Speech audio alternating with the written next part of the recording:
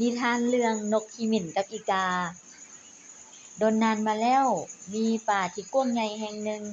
มีฝูงสัตว์หลากหลายชนิดอาศัยอยู่ร่วมกันอย่างมีความสุขในนั้นก็มีครอบครัวของนกขี้หมิ่นอยู่ครอบครัวหนึ่งที่มีสีเหลือง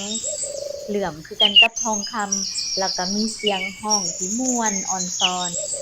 ทุกๆมื้อนกขี้หมิ่นตัวผู้นี่จะออกมายืนเกาะกิ่งไม้อยู่กลางทุ่งแล้วพร้อมกับส่งเสียงร้องอันม่วนอ่อนช้อนขับกล่อมสัตว์ทั้งหลายอย่างมีความสุข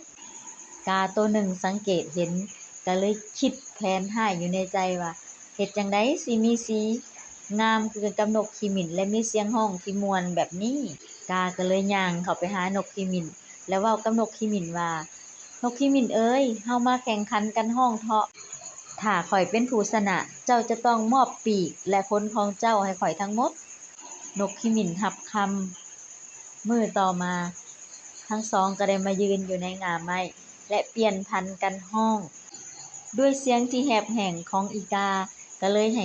เฮ็ดให้การแข่งขันครั้งนี้กาเป็นผู้พ่ายแพ้และก็บินหนีไปพร้อมกับทบทวนในสิ่งที่ตัวเองได้เฮ็ดกับนกขี้หมิ่นฮอดตอนค่ำกาก็ได้บินมาจับอยู่ที่ต้นไม้หล่อนอยู่กลางทุ่งด้วยความโดดเดี่ยวเดียวดายและสิ้นหวังส่วนนกขี้หมิ่นทุกๆเช้าก็ยังคงออกมางอยอยู่เทิงง่ามไม้กลางทุ่งร้องส่งเสียงขับกล่อมสัตว์ทั้งหลายเหมือนดังเคยนิทานเรื่องนี้สอนให้รู้ว่าเราบ่ควรอิจฉาคนอื่น